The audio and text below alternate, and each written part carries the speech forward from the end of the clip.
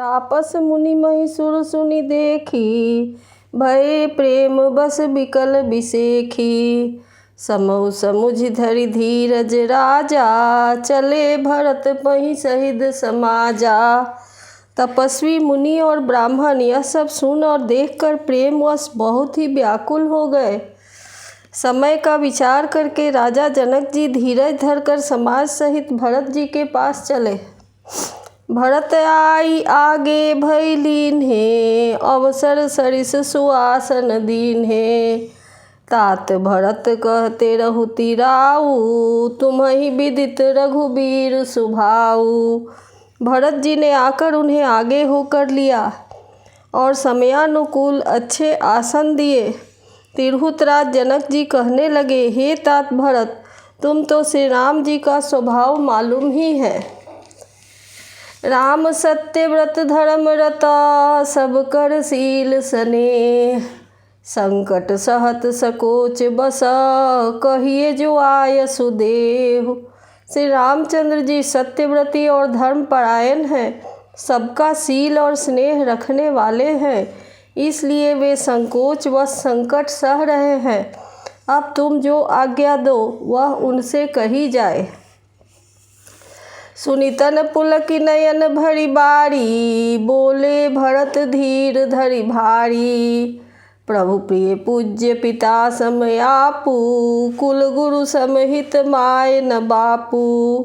भरत जी यह सुनकर पुलकित शरीर हो नेत्रों में जल भरकर बड़ा भारी धीरज धरकर बोले, हे प्रभु, आप हमारे पिता के समान प्रिय और पूज्य हैं और कुलगुरु वशिष्ठ जी के समान ही तैसी तो माता पिता भी नहीं है। कौशिका आदि मुनि सचिव समाजू, ज्ञान अम्बु निधि आपन आजू। शिशु सेवक आय सुअनुगामी, जानि मोहि सिख देय स्वामी। विश्वामित्र जी आदि मुनियों और मंत्रियों का समाज है और आज के दिन ज्ञान के समुद्र आप भी उपस्थित हैं। हे स्वामी, मुझे अपना बच्चा सेवक और आज्ञानुसार चलने वाला समझकर शिक्षा दीजिए। एहि समाज थल बूझब राउर, मौन मलिन मैं बोलब बाउर। छोटे बदन कहूँ बड़ी बाता, क्षमब तात लखि बाम विधाता। इस समाज और पुण्य स्थल में आप जैसे ज्ञानी और पूज्य का पूछना, इस पर यदि मैं मौन रहता हूँ तो मलिन समझा जाऊँगा और बोलना पागलपन होगा। तथापि मैं छोटे मुँह से बड़ी बात कहता हूँ। हे तात, विधाता को प्रतिकूल जानकर क्षमा कीजिएगा। आगम निगम प्रसिद्ध पुराना, सेवा धर्म कठिन जग जाना। स्वामी धर्म स्वार्थ ही विरोधु, बैर अंध प्रेम ही न प्रबोधु। वेद शास्त्र और पुराणों में प्रसिद्ध है और जगत जानता है कि सेवा धर्म बड़ा कठिन है। स्वामी धर्म में और स्वार्थ में विरोध है, मतलब स्वामी के प्रति कर्तव्य पालन में और स्वार्थ में दोनों एक साथ नहीं निभ सकते। वैर अंधा होता है और प्रेम को ज्ञान नहीं रहता। मैं स्वार्थवश कहूँगा या प्रेमवश, दोनों में ही भूल होने का भय है। राखी राम रुख धर्म व्रत, पराधीन मोहि जानी। सबके सम्मत सर्वहित, करिए प्रेम पहचानी। अतएव मुझे पराधीन जानकर मुझसे न पूछकर श्री रामचंद्र जी की रुचि धर्म और सत्य के व्रत को रखते हुए जो सबके सम्मत और सबके लिए हितकारी हो, आप सब प्रेम पहचान कर वही कीजिए। भरत बचन सुनि देखि सुभाऊ, सहित समाज सराहत राऊ। सुगम अगम मृदु मंजु कठोरे, अर्थ अमित अति आखर थोड़े। भरत जी के वचन सुनकर और उनका स्वभाव देखकर समाज सहित राजा जनक उनकी सराहना करने लगे। भरत जी के वचन सुगम और अगम, सुंदर, कोमल और कठोर हैं। उनमें अक्षर थोड़े हैं परंतु अर्थ अत्यंत अपार भरा हुआ है। जो मुख मुकुर मुकुर निज पानी, गहिन जाई अस अद्भुत बानी। भूप भरत मुनि सहित समाजू, गे जह विबुध कुमुद द्विज राजू। जैसे मुख का प्रतिबिंब दर्पण में दिखता है और दर्पण अपने हाथ में है, फिर भी वह मुख का प्रतिबिंब पकड़ा नहीं जाता, इसी प्रकार भरत जी की यह अद्भुत वाणी भी पकड़ में नहीं आती, किसी से कुछ उत्तर देते नहीं बनता। तब राजा जनक जी, भरत जी तथा मुनि वशिष्ठ जी समाज के साथ वहाँ गए जहाँ देवता रूपी कुमुदों को खिलाने वाले चंद्रमा श्री रामचंद्र जी थे। सुनि सुचि सोच विकल बस लोगा, मनहु मीन गण नव जन जोगा। देव प्रथम कुल गुर गति देखी, निरखि विदेह स्नेह बिसेखी। यह समाचार सुनकर सब लोग सोच से व्याकुल हो गए, जैसे पहली वर्षा के जल के संयोग से मछलियाँ व्याकुल हो जाती हैं। देवताओं ने पहले कुल गुरु वशिष्ठ जी की प्रेम विह्वल दशा देखी, फिर विदेह जी के विशेष स्नेह को देखा। राम भगति में भरत निहारे, सुर स्वारथी हरि हारे।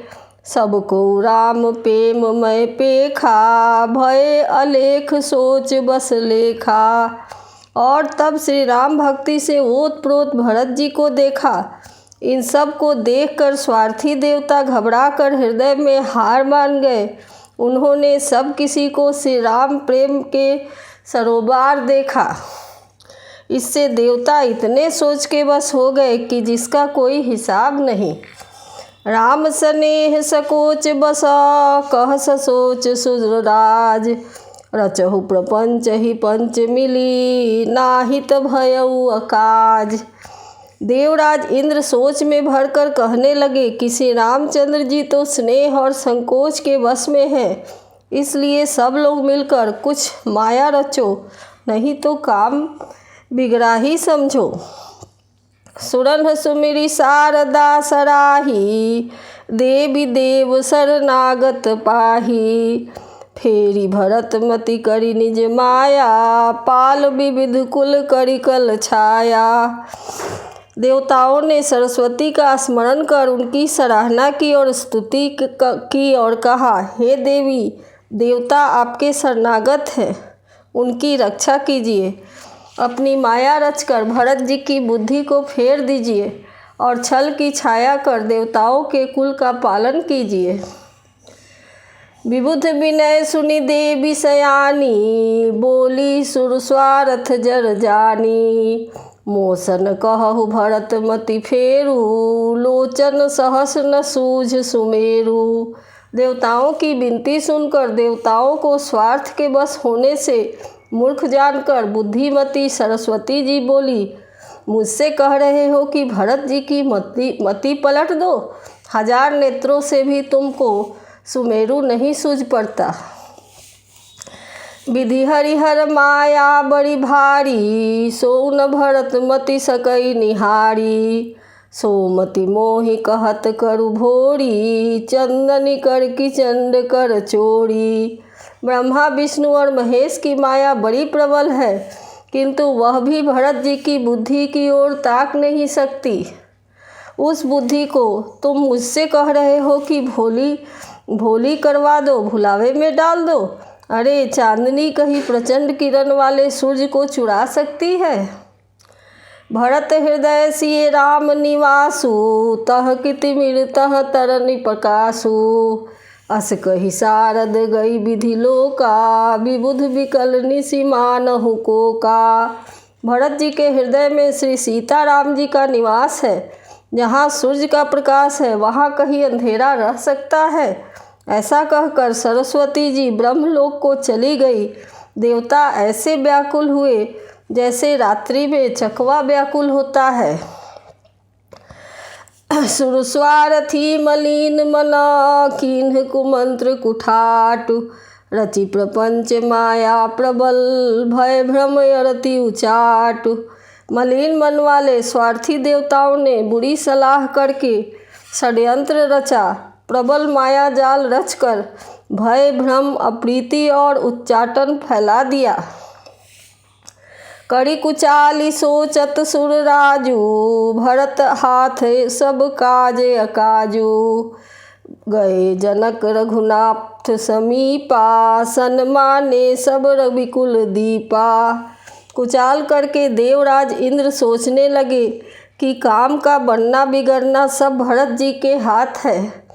इधर राजा जनक जी मुनि वशिष्ठ आदि के साथ श्री रघुनाथ जी के पास गए। सूर्यकुल के दीपक श्री रामचंद्र जी ने सबका सम्मान किया। समय समाज धर्म अविरोधा, बोले तब रघुवंश स्फुरोधा। जनक भरत संवाद सुनाई, भरत कहाउति कही सुहाई। तब रघुकुल के पुरोहित वशिष्ठ जी समय, समाज और धर्म के अविरोधी अनुकूल वचन बोले। उन्होंने पहले जनक जी और भरत जी का संवाद सुनाया, फिर भरत जी की कही हुई सुंदर बातें कह सुनाई। तात राम जस आय सुदेहु, सो सब करे मोड़ मत एहू। सुनी रघुनाथ जोड़ी जुग पानी, बोले सत्य सरल मृदुबानी। फिर बोले, हे तात राम, मेरा मत तो यही है कि तुम जैसी आज्ञा दो वैसी ही सब करे। यह सुनकर दोनों हाथ जोड़कर श्री रघुनाथ जी सत्य, सरल और कोमल वाणी बोले। विद्यमान आपुनि मिथिलेषु, मोर कहब सब भांति भदेषु। राउर राय रजायसु होई, राउरी शपथ सही सिर सोई। आपके और मिथिलेश्वर जनक जी के विद्यमान रहते मेरा कुछ कहना सब प्रकार से अनुचित है। आपकी और महाराज की जो आज्ञा होगी मैं आपकी शपथ करके कहता हूँ, वह सत्य ही आपको शिरोधार्य होगी। राम शपथ सुनि मुनि जनक, सकुचे सभा समेत। सकल बिलोकत भरत मुख, बनई न उत्तर देत। श्री रामचंद्र जी की शपथ सुनकर सभा समेत मुनि और जनक जी सकुचा गए, स्तंभित रह गए, किसी से उत्तर देते नहीं बनता। सब लोग भरत जी का मुंह ताक रहे हैं।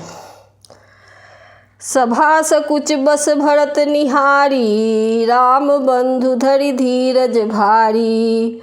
कुसुमऊ देखि स्नेह संभारा, बढ़त बिंध जिमि घटज निवारा। भरत जी ने सभा को संकोचवश देखा। राम बंधु भरत जी ने बड़ा भारी धीरज धरकर और कुसुमय देखकर अपने उमड़ते हुए प्रेम को संभाला, जैसे बढ़ते हुए विंध्याचल को अगस्त जी ने रोका था। शोक कनक लोचन मति छोनी, हरि विमल गुण गण जग जोनी। भरत विवेक बराह विशाला, अनायास उधरीत ही काला। शोक रूपी हिरण्याक्ष ने सारी सभा की बुद्धि रूपी पृथ्वी को हर लिया, जो विमल गुण समूह रूपी जगत की जोनी उत्पन्न करने वाली थी। भरत जी के विवेक रूपी विशाल बराह रूपधारी भगवान ने शोक रूपी हिरण्याक्ष को नष्ट कर बिना ही परिश्रम उसका उद्धार कर दिया। करी प्रणाम सब कह कर जोड़े, राम राव गुर साधु निहोड़े। क्षम ब्याज अति अनुचित मोरा, कहूँ बदन मृदु वचन कठोरा। भरत जी ने प्रणाम करके सबके प्रति हाथ जोड़े तथा श्री रामचंद्र जी, राजा जनक जी और गुरु वशिष्ठ जी और साधु संत सबसे विनती की और कहा, आज मेरे इस अत्यंत अनुचित बर्ताव को क्षमा कीजिएगा। मैं कोमल मुख से कठोर वचन कह रहा हूँ। ये सुमिरी शारदा सुहाई, मानस ते मुख पंकज आई। विमल विवेक धर्म नयसाली, भरत भारती मंजू मराली। फिर उन्होंने हृदय में सुहावनी सरस्वती जी का स्मरण किया। वे मानस से उनके मन रूपी मानसरोवर से उनके मुखारविंद पर आ विराजी। निर्मल विवेक, धर्म और नीति से युक्त भरत जी की वाणी सुंदर हंसिनी के समान गुण दोष का विवेचन करने वाली है।